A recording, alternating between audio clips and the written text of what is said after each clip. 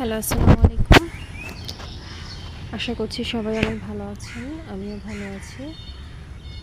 আজকে আপনাদের সামনে আরেকটি নতুন ভিডিও নিয়ে আসলাম। আসলে প্রতিদিন বিকেলবেলা আমি ছাদে একবার করে হাঁটতে আসি। তো আজকেও যথারীতি সেরকমই এসেছিলাম। তো আজকের পরিবেশটা আসলে অনেক সুন্দর।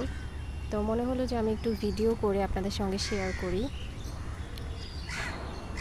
আমি আসলে যেখানে থাকি সেখানে আশেপাশে ছোট বড় একটু পাহাড় আছে এবং কিছুদিন আগে এখানে খুব বৃষ্টি হয়েছে, এখনও সামটাইমস হচ্ছে, যার কারণে পাহাড়ে প্রচুর রেইন ফরেস্ট যেটাকে বলে সেটা হয়ে গেছে। তো খুব সবুজ লাগছে চারপাশটা, তাই মনে হলো আপনাদের সঙ্গে একটু শেয়ার করি যদি আপনাদের ভালো লাগে। এবং আমার বাগানে কিছু আমার বাগানে না, আমার ছাদে কিছু গাছপালা আছে।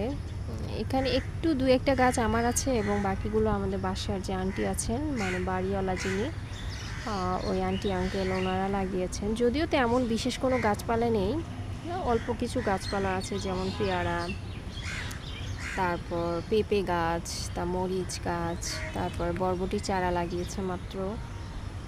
তারপর আমি কিছু করলা গাছ লাগিয়েছিলাম বললে ভুল হবে। আসলে আমি এখানে ময়লার মধ্যে কিছু পাকা করলার বীজ ফেলেছিলাম এবং দেখলাম যে হয়ে গেছে এবং মাশাআল্লাহ বেশ ভালোই হয়েছে। আমি তো দেখে খুবই খুশি হয়ে গিয়েছি, আমার খুবই ভালো লাগছে এই আর কি।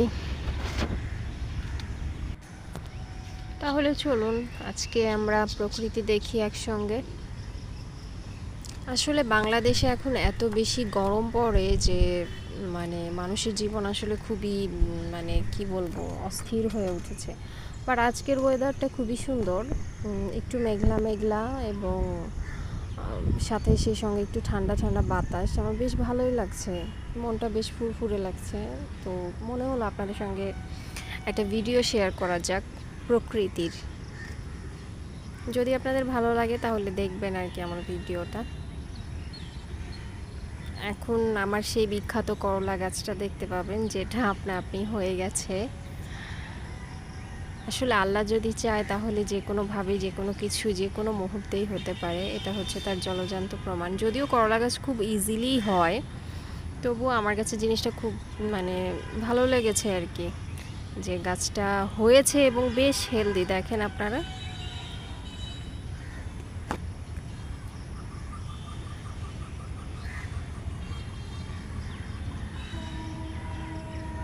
এগুলো কিন্তু অনেক নিচে, মাটির নিচ থেকে একদম উঠে গেছে। আমি মাটির সঙ্গে ময়লাগুলোকে জাস্ট মিক্স করে দিয়েছিলাম, আর সেখান থেকেই এটার আবির্ভাব আর কি।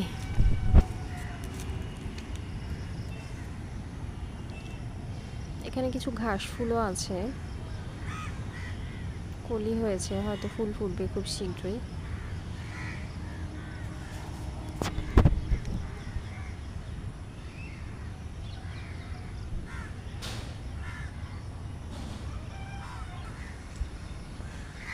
ওই যে দূরে কৃষ্ণচূড়া গাছটা দেখতে পাচ্ছেন, ওটা কিন্তু আসলে পাহাড়ের উপরে।